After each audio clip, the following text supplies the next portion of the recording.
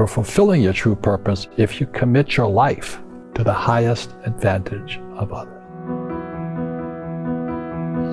I wrote Rich Dad, Poor Dad because I'm serving a mission to serve my fellow human beings. Because the school system will never teach you about money. They teach people to be poor. Poor people say, I can't afford it, I can't do that, I don't have time, because it's an escape. The reason they're poor is they haven't failed. It's that fear mentality. You play it safe and you don't introduce new risks into your life. We've got to change what we teach our kids. Introduce a real different mindset. How can I afford it? How can I do that? A question opens the mind, a statement closes the mind. One of the greatest ways to acquire great wealth is playing Monopoly in real life. So my game financially is business, number one. Second is real estate. And that's why I pay no taxes. My success comes from spirituality, not finance. Every time I failed, it was like, okay, what have I learned? I grow from it. But we have a mission to do. You do not belong to you. You belong to the universe.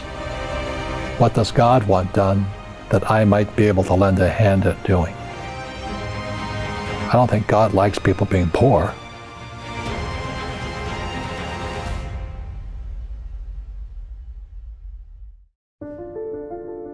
They say that the human race is doomed, that we have lost touch with our true nature, that the media has corrupted us, and that the planet has no future. I disagree. I believe that humanity is full of hope, and that our salvation lies within each one of us. My name is Brian Rose, and my job is to listen, the oldest method of learning known to man. Each week I seek out individuals that are changing the world, people who are living and thinking in a different way. Their stories will challenge your beliefs, make you question your choices, and perhaps inspire you to change. I never planned on doing any of this, but now I can't stop. Join me on this mission and make humanity something we can all be proud of. I am super excited to share this conversation with Robert Kiyosaki. I first had the chance to speak with him over 5 years ago, before we had any of this studio.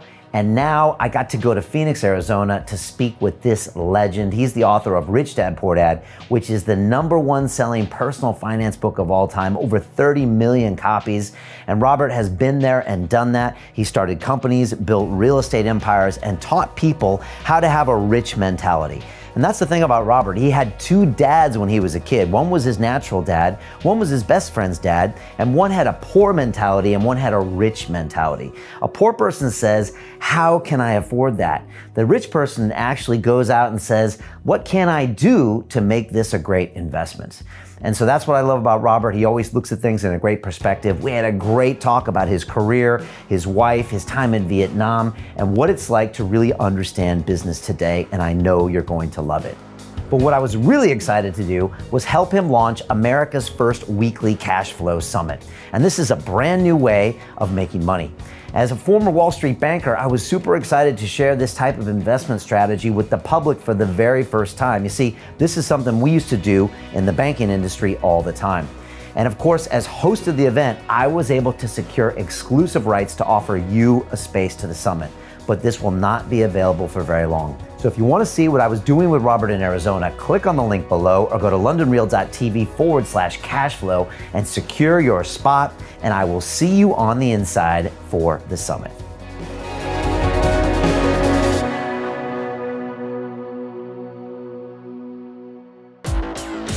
London Real doesn't stop when the conversation ends.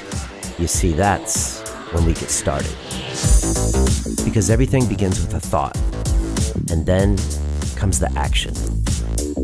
The London Real Academy is our global transformation platform. Here we bring together thousands of students from over 75 countries. Whether you want to build a profitable business from your passion, or learn to speak to inspire, or broadcast yourself with your very own podcast, or accelerate your life to become a high-performance person, we have the online accountability course and personal mentoring program that will make your dream a reality. Join us, and we'll take your life to the next level together. Our next accelerator course is starting soon.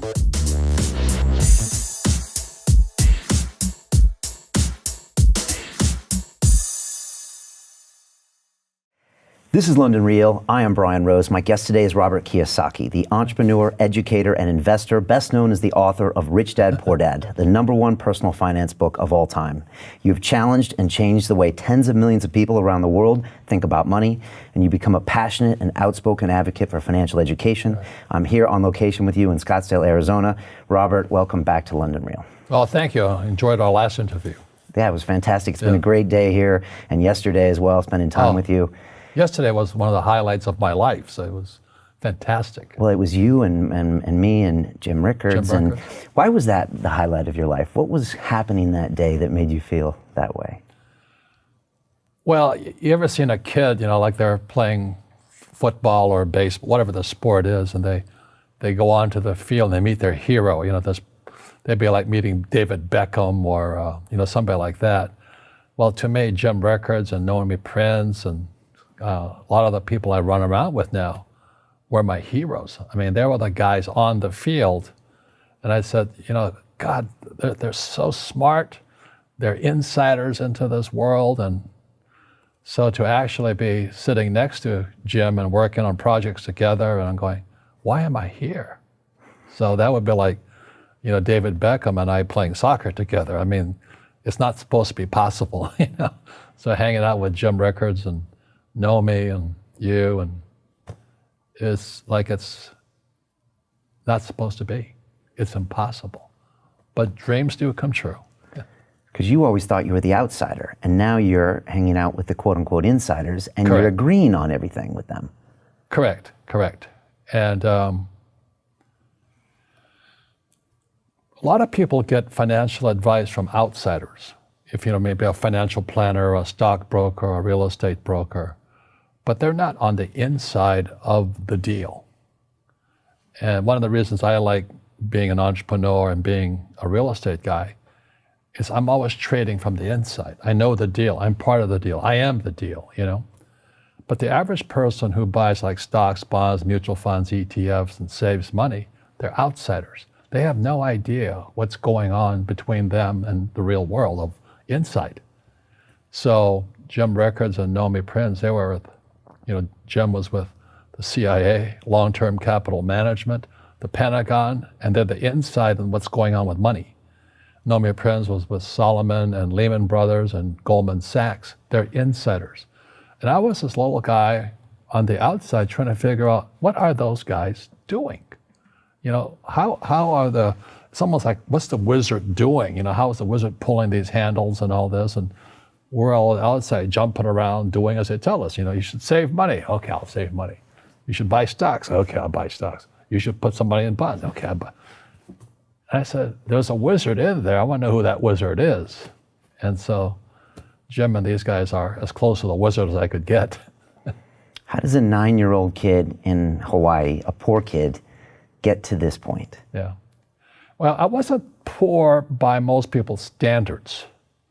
But I came from a family with a poor attitude, if you know what I mean. Because rich, poor, middle class, poverty starts with a fundamental attitude. So I was in Hawaii, I was 9 years old. My father was the head of education, PhD. Very smart man, good guy. And for some reason, we moved across town and I went to a school with rich kids. So this is a little town called Hilo, Hawaii. It's not on the map anywhere, but it is. It's a sugar plantation town. So when I was 9 years old, I moved to this rich kids school. And suddenly I realized I was poor because it's relative, as Einstein, it's all relative. And my classmates were mostly white guys. And I was one of the few Asians in the class. And these guys, their fathers owned the banks, they owned the plantations, they owned the car dealerships, they owned the meat packing company, they owned the ranches. And I'm going,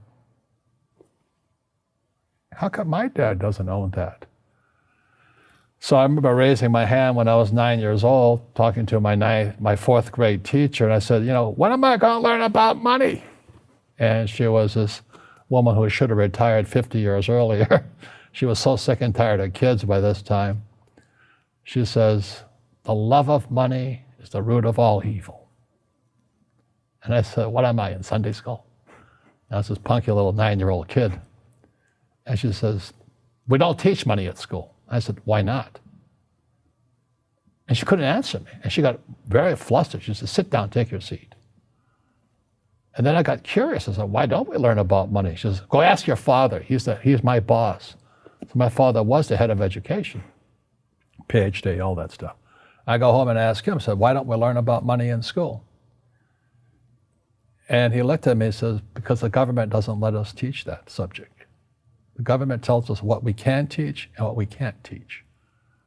And I thought that was strange. And I said, but aren't we going to school to learn about money? He says, no, your job is to get a job. I said, but you get a job to earn money. He goes, no, you're supposed to just get a job. And I went, no. Isn't the purpose of a job to earn money? He goes, you're correct. I said, so why don't I just learn about money? I can skip the job part, And he got flustered and he said, look, and my father was, for Japanese, very tall, 6'4", and imposing man, good guy. But he says, if you want to learn about money, why don't you ask your best friend's father about money? And I said, why? That's Mike. So why ask him? He says, because Mike's father is an entrepreneur. And I said, what are you? He says, I'm an employee. I'm a government employee. I went, oh, what's the difference? He says, the difference is an entrepreneur must know about money, or they're no longer entrepreneurs. And he says an employee doesn't have to know anything about money because the government will take care of them, the company will take care of them. So I'm all confused. But I took my dad's advice and I trundled over to Mike's father's office and knocked on his door and I said, hey, I'm here, 9 years old. Teach me about money. He says, beat it, kid, But that's where the story of Rich Dad, Poor Dad started. And finally, through persistence, my rich dad started teaching me about money on one condition. And that condition was he would never pay me. He says, the moment I pay you, you think like an employee. He says, that's the trap. Entrepreneurs work for free. And now I'm 9 years old, my head's going cracking in half. He says, you never want a paycheck. You understand that, kid? I said, okay, I got it. And he says, well, how do I make money? He says, that's what entrepreneurs figure out. It's like a cat, which comes first, a cat or the cat chasing its tail. And I said, so how do I learn about money? So he would just break out a Monopoly game board. So I would work for free. I'd pick up cigarette butts, and he had hotels and restaurants, and I would clean and do menial tasks. And as I got older, I started getting into office work and marketing and accounting, and I was an apprentice basically, but I always worked for free. And he would teach me about money, but the way he taught me about money was playing Monopoly. And finally one day I got upset. I said, well, when are you going to teach me about money? He says, what do you think we're doing? We're playing Monopoly. He goes, no. What do you think we're doing? We're playing Monopoly. He says, what do you think we're doing? So I don't know. I'm teaching you about money. And then that's when, you have one green house. He says, there's many formulas for great success in money. There's thousands of them. But one of the best ones found on the game of Monopoly. It still is today. 4 green houses, 1 red hotel. I said, what? He says, one of the greatest ways to acquire great wealth is playing Monopoly in real life. 4 green houses, 1 red hotel. Well, is that all there is? He goes, that's it. And he says, what do you think I'm doing? And I went, I don't know. So then he took me out and he showed me his greenhouses. And 10 years later, when I was 19, I was now in school in New York, and I come back to Hawaii, and Rich Dad had bought the biggest piece of land smack dab in the middle of Waikiki Beach. And when you go to Waikiki Beach today, you'll see the Hyatt Regency Hotel. That was his hotel. Just like the game of Monopoly. Just like the game of Monopoly.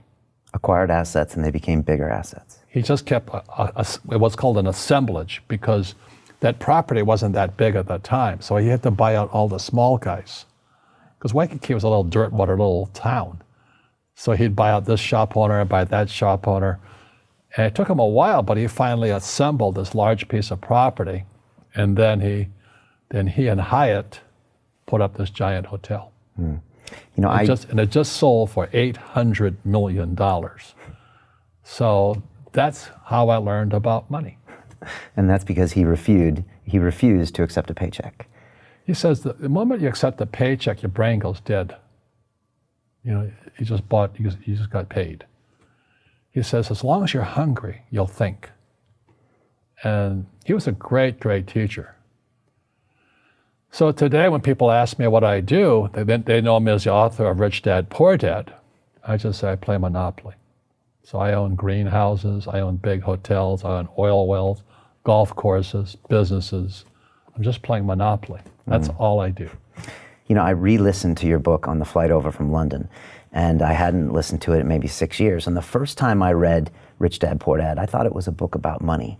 But when I listened to it a couple days ago, I saw it differently. I saw it as a book about fear, about self-knowledge, about mindset, because you're just describing these people, and they're in this world that they don't want to acknowledge that they're in. It's almost a prison in their own mind. Right. Is that what you were trying to get across when you wrote that book? Well, I don't know what I was trying to get across. I just, the fact of the matter was I created this board game called Cash Flow. Yeah. And I couldn't sell the board game. So I had to write a brochure. And the brochure I wrote was Rich Dad, Poor Dad. So Cash Flow came out in 1996. And Rich Dad, Poor Dad came out in 97. So the real fact of the matter is Cash Flow is about accounting. Rich Dad, Poor Dad is a book on accounting, income statement, balance sheet, statement of cash flow.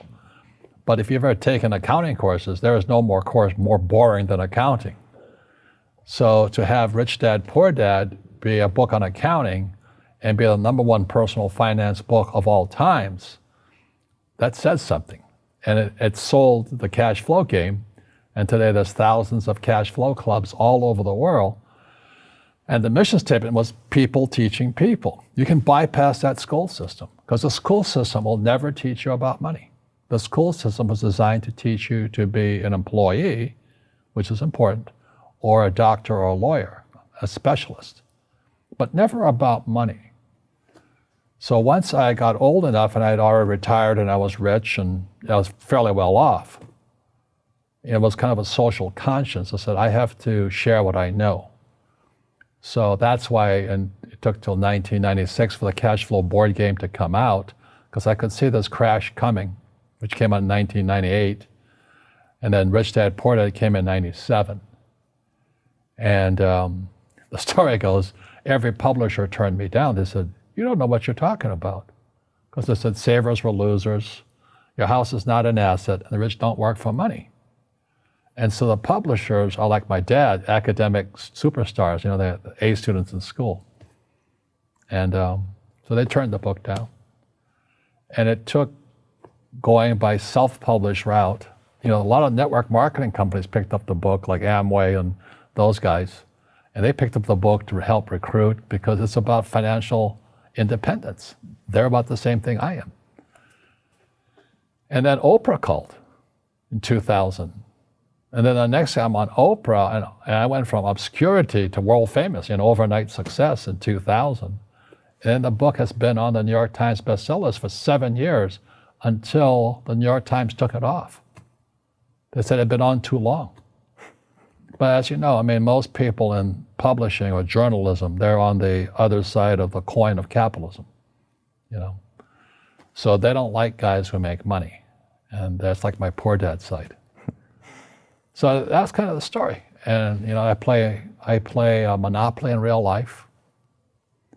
I don't need a job. I don't have a retirement. I don't need a retirement. I don't want the government to take care of me. But I felt a social responsibility to teach. Mm-hmm. And that's what my Rich Dad did for me. And you said the book is about accounting, and it is an amazing book on accounting because it makes it understandable. Yeah. And I took accounting in business school, and I know what you mean. It's boring. It's boring. But it is also a book about your own fears, and I think that's why it resonates with people, because you're telling them things they know is true. They know when they look in the mirror they're not making the correct choices, they're not being disciplined, they're doing the wrong thing, and they know they're unhappy, in fear their whole lives, waiting for the next paycheck. And it's understandable. We all have fear. To be truthful, we all have fear. It's just how you deal with it. And Einstein said, imagination is more important than knowledge, but knowledge empowers imagination. And what most people lack is real business knowledge, like accounting, like debt, like taxes. You got to know that stuff, but they don't teach it in school to anybody. So, and then when people ask me, how did your rich dad learn this when your poor dad, a PhD, didn't? And the answer is very simply, my rich dad, who's my best friend's father, his father died when he was 13. So rich dad had this family business at 13 to run. So he had to drop out of school, which was his blessing. There's blessings, and sometimes the blessing doesn't look like a blessing, but it turned out to be a blessing. And then his teachers became his bookkeeper, his accountant, his attorney, his banker, his real estate agents. So he has what I call real teachers, not these fake teachers in school. You see, most teachers in school, they're out of ethics. They teach subjects they themselves don't practice. I had the same problem in my MBA program. I got into arguments with the marketing teacher because the guy didn't have a business. And then I got into arguments with the accounting teacher because the accounting teacher didn't know accounting. I knew more about accounting than him because I actually worked in bookkeeping in my rich dad's companies. And so I'm not an accountant, but I understand accounting. So that was the end of my school years because I understood what a fake teacher is. A fake teacher is somebody who just wants a job and they'll teach anything. They teach how to shine shoes if you pay them more money. But they really don't know what they're teaching. For example, my calculus teacher, went to military school in New York, and I asked the teacher, I said, I'm in my third year of calculus now. It was called strength of materials. I said, am I ever going to use this stuff? He goes, no. Said, why do you teach it? Because I get paid. I said, do you ever use it? He goes, no. And that's why, you have to, in life, one of the things I suggest to people, you got to find a real teacher versus a fake teacher. And a fake teacher is somebody who doesn't do what they teach. And a real teacher is doing what they teach every day. So my accountants, my attorneys, they're in it every single day. And that's how I learn, because every day I'm solving problems in my business. So I have accountants and attorneys and bankers and all these people on speed dial because I'm solving problems with my team. That's how I got smart. That's how you got smart. How are we doing 21 years later since this book was published? There's more information out there than ever. We've got the YouTube, we got internet, everything. Are people better educated about money? No, they're worse off.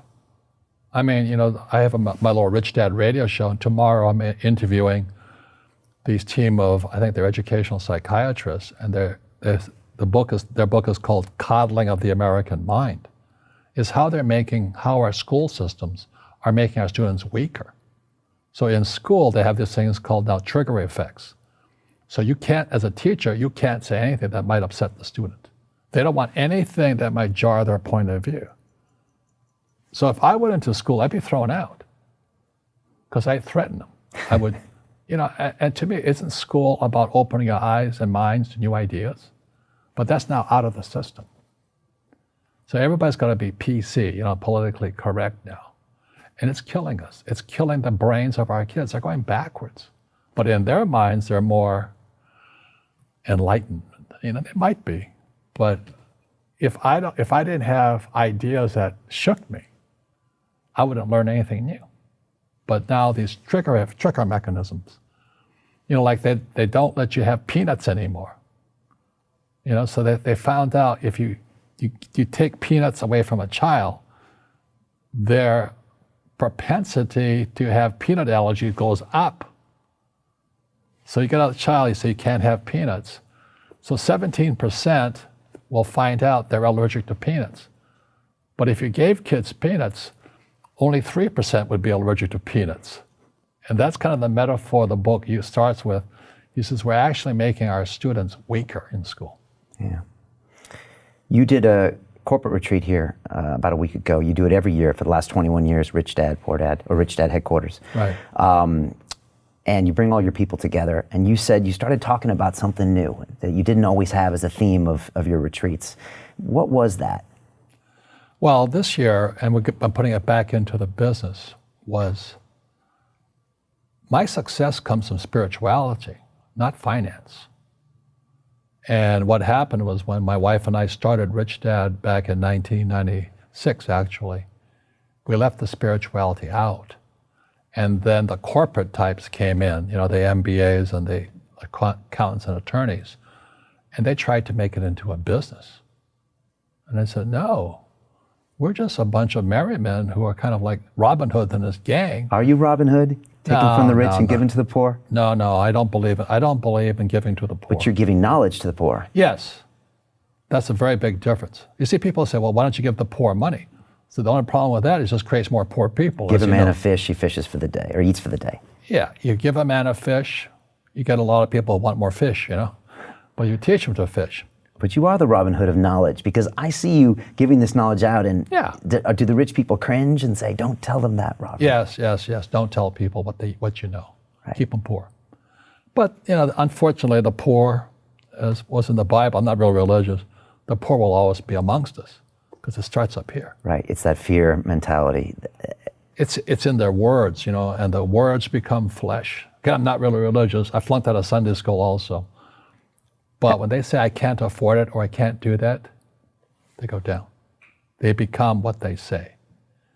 And I meet so many people, I can't afford it. You think I made of money? Your mom used to say that. Your mom used to say that. My dad. Your dad. My PhD dad, he says, what do you think I am, made of money? I can't afford that. And my rich dad would say, that's why he's poor. Poor people say, I can't afford it, I can't do that, I don't have time. Because it's an escape. It's an escape. You know what I mean? It's easy to say, I can't afford it. Oh, I'm too tired. Oh, I can't go to the gym. When you could go to the gym, but no, I can't. Truth is, I'm just too lazy to go to the gym. And you play it safe, and you don't introduce new risks into your life. And so I have job security. Right. And your rich dad used to say what instead of, I can't afford it? How can I afford it? How can I do that? What would it take? Or why should I do that? He says that a question opens the mind, a statement closes the mind. See, when you say, I can't afford it, your mind shuts down, and you become what you say. Like I struggle with weight all the time. You were telling me that you were on a vegan diet and all that. Yeah. I go on a vegan diet 3 times a year. It's one of the most miserable things in the whole world, but I have the discipline to do it for 21 days. And then I'm back to pigging out again, But the thing is that we become creatures of our own habits. And until we break the habit, we don't change. So I have my retreats twice a year, 3 days. People come from all over the world, and we study together. And this time we went back to spirituality. Spirituality, most people they can't believe what they're hearing from Robert Kiyosaki, that Rich Dad, Poor Dad was originally about spirituality, because they think it's all about the money. It's not. Yeah. People say, well, money is not that important to me. Then if money is not that important to you, money is not important to you. You know what I mean? I don't care about money. The money doesn't care about you. The word does become flesh. Right. Or I'll never be rich. Or the favorite one is the rich are greedy. It's the poor that are greedy. If you think about it, because to be rich, you have to give something. I have to produce books and games, and I purchase real estate, I provide housing, provide jobs and all that. That's why I'm rich. But greedy people produce nothing. Oh no, it's the rich that are greedy. And I'm going, hey, sports fans, you point a finger forward, 3 are pointing backwards. And so, as we know, there's a big attitude problem against the rich today. I had a guest on my show recently and he said, poor people are selfish. Yeah. Hit a lot of people below the belt. And he said, no, think about it. These people are selfish. They're always complaining about their problems. They're always focused on their own issues. Yeah. Do you agree with that? Well, the way you get rich is you solve other people's problems. Right. That's how you create value. Yeah. Right. Yeah. If you could cure cancer today, you'd be a trillionaire. You'd be an instant trillionaire. Nah, I'm just too busy to work on that. I think I'll play golf instead. Tell me about how you bring spirituality back into a company, a corporation, or Rich Dad. Well, because it's a business, I can't force anybody to do anything. But we study spiritual books. Like the last book we studied was The Power of Now by Tolle, T-O-L-L-E. And then before that, we studied those types of books. We also study finance books. But then I encourage meditation and this process called clearing. Tolle talks about we have pain bodies in our, it's like maybe your father did something to you 50 years ago. Well, that pain is still there. And meditation doesn't get to it. So there are people with the precision, it's like a laser guided to go in there and remove the mental and emotional pain. So there are processors who can do that. So at our events, we have these processors and they're made available to people. Now, does everybody participate in it? No. Right. You have to have a little faith. It doesn't work. Right. Yeah, and I was trained as an engineer, and science told me that none of this stuff works. But when I meditate and I practice yoga and I do these things, I do find pain leaving my body. So again, I have to ask myself, am I stuck in that poor dad mindset of believing everything everyone tells me and not making some decisions for myself? Yeah. Well, when people ask, like, how did I get on Oprah? How did I write a book with Donald Trump, now President of the United States? Not that I'm endorsing him. He's much hated. Good man, though. I want to talk about him. But anyway, how could I have done that? Well, it wasn't my brain. It was, Oprah had me on the program because she's concerned also. Trump and I wrote the book together because we both had rich dads. And we both are advocates for financial education. And a lot of people just hate him because he's rich or he's obnoxious. He is obnoxious, I can't give it that. But we didn't get together for about money because we both had rich dads who taught us how to make money. Our schools don't teach that. Our schools teach almost the exact opposite of that.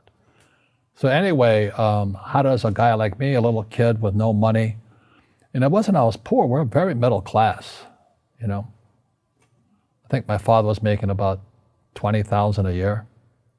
And when I graduated from college, I was making $120,000 a year. 6 times the amount he made.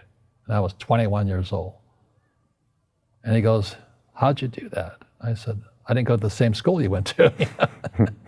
You used your mind in a different way. No, I just followed my heart. Okay. I went to school to be a ship's officer to sail.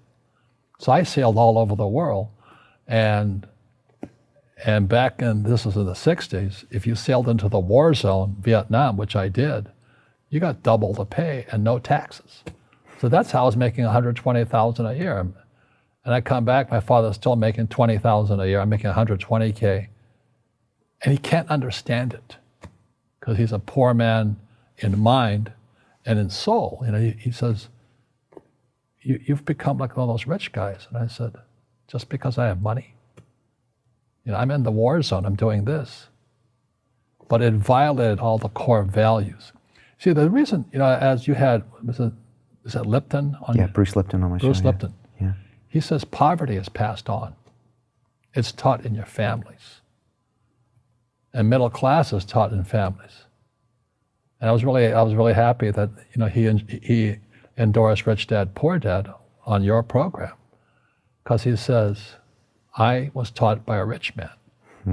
And so the people right now who are sitting at home, who are struggling financially or worried about money or unhappy, they may be making a lot of money, but unhappy with what they're doing, it was probably taught to you. Your super ego was taught, get a job, work hard, or you'll never be rich, or the rich are evil, or whatever. And until you change your mindset, money won't help you, right? Correct. And we see that with people that win the lottery, people that make more money, they still have the same problem. Right. Because they have that poor man's soul. Right. If you're poor, you'll always be poor. That's really hard for people to Yeah, understand. the money will disappear that fast. Just like most pro athletes, they make millions of dollars, and 65% are bankrupt 5 years later. It's because they come from poor families. Now you tell them that, they get very angry at you. It's the rich fault. It's you guys ripped me off and government ripped me off. But unfortunately, what Mr. Lipton was saying, it's passed down genetically. That's the frightening thing. So what Mr. Lipton was saying, what Trump and I are saying, and what Jim Rickards and Nomi Prinz and all, we're saying we got to change what we teach our kids. Right. Try to change that soul, that DNA, and introduce a real different mindset. Yeah. Well, they've got to teach them, as Einstein said, imagination is more important than knowledge. Yeah, but you got to have the basic knowledge of taxes, debt, financial statements, and all that. If you don't want to learn it, I can't help you. So my poor dad never wanted to learn what my rich dad was teaching me. Right. You wrote books with Trump because you both were passionate about teaching this knowledge. You both had rich dads that opened your minds up to possibilities. And again, it's almost like an investor's mentality. How can I afford this? You're thinking about everything in life as an investment, invested of time, of money. It's an amazing mindset to have. What was that process, writing books with Donald Trump? Not one book, but 2 books. Right. And what did you learn from him as a man before he even became president? Well, there's no 2 Donald Trumps. What I mean by that is what you see on TV is what he is. He will not BS you. You know how a lot of politicians have 2 sides? Trump has one side, and it's the one that's president at that moment. So the thing I appreciated about him, I always knew where I stood. I didn't have to guess. He'd tell you up front. Right. Jim Rickards yesterday, he said, I know that guy. He's a kid that grew up in Queens. Yeah. He's a tough guy. Yeah. Very tough. And Queens was not too far from where I went to school in New York. Okay. And those guys are tough. You're tough too. Yeah. We grew up tough, But to a lot of people, that's offensive. That's a new thing about in school, triggering. You can't offend me in any way. Can't scare me. Don't give me peanuts. Okay. And we're getting weaker and weaker and weaker, in my opinion. Yeah, I hear this from a lot of men in your generation, you and Trump, and say the political correctness is killing us. Yeah. It's killing us. Yeah. When I was a kid, we teased each other all the time and all that. You can't say anything anymore. Right. You can't tease anybody because they'll sue you. I'm afraid, in my position, I'm never alone with a woman by myself because I can get sued that fast. Does that make sense to you? Yeah. And I don't fool around at all. I love my wife, been married 33 years. But today, you can get accused of anything. You're guilty. Right. It's something sick in our society. Will this change in the next 50 years? It has to, right? Well, one of my best teachers was R. Buckminster Fuller. He created the geodesic dome and all that. Yeah. And he was kind of the guy that straightened me out spiritually. And he always talked about he talked about generalized principles. And these are principles that are always true, no exceptions. So if you drop a stone on the water, the ripple always goes out this way. It's called precession. He says there's no exception. You can't drop a stone in the water and there's no ripple. There's always a ripple. So no matter what we do, we're always creating ripples. So it's called precession. Ephemeralization is our ability to do more with less. So you look at our cell phone now, it has more horsepower than the Sperry computer 50 years ago. That's doing more with less. So humans are getting more and more powerful. We have more power to us. Unfortunately, we're not evolved as human beings. It's horrifying. We're more antagonistic, more antisocial. Social media is antisocial. I don't even get on the thing personally. I'm very controlled at what we say, not like Trump, but because it's so antisocial today. People are so antagonistic. That's the danger part. So the reason I'm speaking on spirituality, we got to evolve. It means meditation, it means yoga, it means praying, it means going to church, whatever it takes. But you got to get back to calm and peace and meditation. What do you make of all this fighting that's going on? You know, I don't live in America anymore, but everyone tells me it's hard. It's hard. horrible. It's hard going to a dinner party because arguments break out. Fight. There's fights everywhere. We're Right. fighting with each other. We're fighting with the environment. Right. How does this play out, and how do you view that? Well, that's what I was getting at. So Fuller talked about the generalized principles. One generalized principle is emergence through emergency. So when you look at the word emergency, the base word is emerge. And what Fuller says, the only way humans evolve is via emergency, Crisis. crisis, and a big one's coming. And it's going to be, as we all know, our banks have ripped us off immensely. They're just a bunch of crooks. I don't know how they can live with themselves. But, you know, the bankers rip off trillions and they get bonused in billions. Nobody goes to jail. That's the sickness of our society. So that's why Trump and I write about financial education. It's almost like self-defense. It's almost like taking judo against our own government and our own banking systems and Wall Street. So that's why we're here with, you know, Jim Rickards and Nomi. It's kind of self-defense, teaching people what schools will not teach us. I spoke to you yesterday and asked about the next 3 weeks. You're traveling all around the world. And I said, Robert, why are you traveling so much? And you said, because I need to let people know that this crash is coming and that these problems are out there. You feel like you have a mission to let people know about this. It's a sense of that, yes. And, you know, why do I have, you know, I have bad luck too. I've had financial crashes. I've had people stab me in the back, but they're all good because I grow from it. That's spirituality. Right. You know, people who are afraid of making mistakes like they teach in school, they don't ever grow. Because spirituality is there's good and there's bad, there's right and there's wrong, there's up and there's down. Most people only want to be right, they only want to be positive. Well, you can't have that. That's not reality. Your first two businesses, the wallet business was up and then failed, and your next one was up and failed, but you would have never gotten here without those failed. quote unquote bad events. Yeah. Should we stop using that word bad? Yeah, every time I failed, it was like, good. I said, okay, what have I learned? And the average person, the reason they're poor is they haven't failed. You know, they play it so safe. They haven't made any mistakes like they're taught in school. That means they don't learn anything. That's why the school system's actually fundamentally corrupt. It's anti-education. Right. Don't make mistakes and don't ask for help. And if I didn't ask for help, I have my accountants, my attorneys, my bankers, and all that. You know, I go into business like a rugby team. You know, boom, boom, and we kick butt. But the average guy is standing there, oh, I'm an A student, I'm going to do this all on myself, and a bunch of rugby players run you over, and you go, well, they're not playing fair. Yeah, well, you're playing stupid. You should have a team. You should have accountants, attorneys, and bankers, and all that stuff. But that's not the game I want to play. I said, then don't play the game. You know, the game of business is played with accountants, attorneys, bankers, I hate to say it, politicians. You know, you got to know the game. And you got to play it hard. Yeah, and you know, as I was saying to you, is that I love England because my favorite game is rugby. And I had the benefits in the 70s of playing twice with Blackheath. And that was like going to, you know, almost going to heaven to be in England playing rugby and then going to Twickenham, you know, for the World Cup. And then I was in Australia to watch Johnny Wilkinson, Sir Johnny Wilkinson, beat the Aussies in the most powerful rugby game ever played, I believe. It was England versus Aussie. And they went to 2 overtimes. And you talk about the spirit of the players coming out.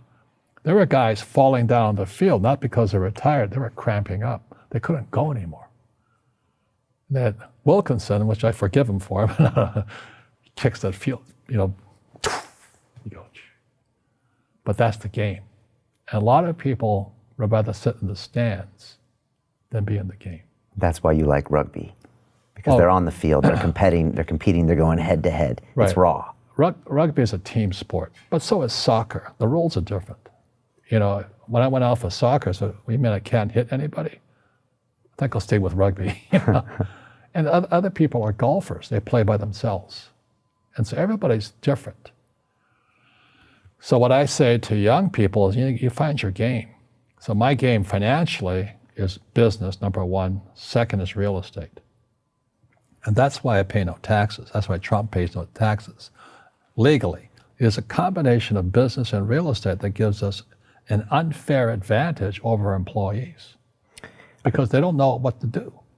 There was an article in the New York Times on the front page about a week or two ago, and it was about Jared Kushner, right? So Trump's son-in-law, and about You how saw that same article? Yeah. Did you pick it up? Yeah, I read it, and it was all about how Depreciation. And yeah, he didn't pay any taxes, and his net worth was growing, and everyone's arms were up. Look at this guy, he's not paying taxes. Yeah. And this is the New York Times, Yeah. okay, so considered a front runner in the news, showing us how bad this was, that this entrepreneur who grew his net worth by like 3 times or 4 times over the last 3 or 4 years, and I thought of you.